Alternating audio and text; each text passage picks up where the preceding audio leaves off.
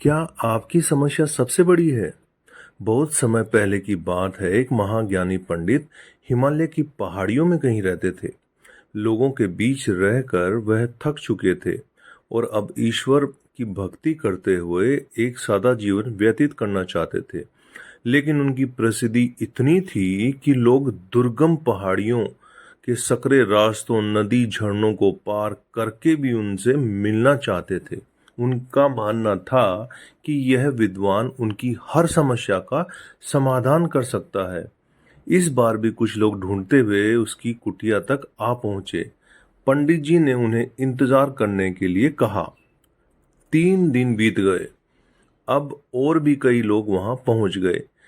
जब लोगों के लिए जगह कम पड़ने लगी, तब पंडित जी बोले, आज मैं आप सभी के प्रश्नों का उत्तर दूंगा, पर आपको वचन देना होगा कि यहाँ से जाने के बाद आप किसी और से इस स्थान के बारे में नहीं बताएंगे, ताकि आज के बाद मैं एकांत में रहकर अपनी साधना कर सकूं।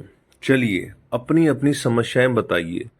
यह सुनते ही किसी ने अपनी परेशानी बताना शुरू की, लेकिन वह अभी कुछ शब्द ही बोल पाया था कि बीच में किसी और ने अपनी बात कहना शुरू कर दी। सभी जानते थे कि आज के बाद उन्हें कभी पंडित जी से बात करने का मौका नहीं मिलेगा। इसीलिए वे सब जल्दी से जल्दी अपनी बात रखना चाहते थे। कुछ ही देर में वहां का दृश्य मछली बाजार जैसा हो गया और अंततः पंडित जी को चीख कर बोलना पड़ा, कृपया शांत हो जाइए। अपनी अपनी समस्या एक पर्चे पर लिख कर मुझे दीजिए। सभी ने अपनी अपनी समस्याएं लिखकर आगे बढ़ा दी। पंडित जी ने सारे पर्चे लिए और उन्हें एक टोकरी में डालकर मिला दिया और बोले, इस टोकरी को एक दूसरे को पास कीजिए। हर व्यक्ति एक पर्ची उठाएगा और उसे पढ़ेगा। इसके बाद उसे निर्णय लेना होगा कि क्या वो अपनी समस्या को इस समस्या से बदलना चाहता है।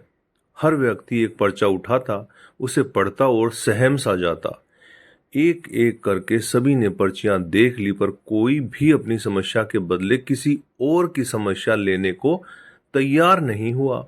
सबका यही सोचना था कि उनकी अपनी समस्या चाहे कितनी ही बड़ी क्यों न हो, बाकी लोगों की समस्या जितनी गंभीर नहीं है। 2 घंटे बाद सभी अपनी अपनी पर्ची हाथ में लिए लौटने लगे। वे खुश थे कि उनकी समस्या उतनी बड़ी भी नहीं है जितना कि वे सोचते थे। तो दोस्तों, ऐसा कौन होगा जिसके जीवन में एक भी समस्या ना हो? हम सभी के जीवन में समस्याएं हैं। कोई अपनी शरीर बीमारी से परेशान है, तो कोई अपने धन की कमी से। हमें इस बात को स्वीकार करना चाहिए कि जीवन है तो छोटी बड़ी समस्याएं आती ही रहेंगी। ऐसे में दुखी होकर उसी के बारे में सोचने से अच्छा है कि हम अपना ध्यान उसके निवारण में लगाएं, और अगर उसका कोई निवारण ना हो तो अन्य प्रोडक्टिव चीजों पर ध्यान दें। हमें लगता है कि सबसे बड़ी समस्या हमारी ही है, पर यकीन जानिए, इस दुनिया में लोगों के पास इतनी बड़ी बड़ी समस्याएं हैं कि हमारी तो उसके सामने कुछ भी नहीं।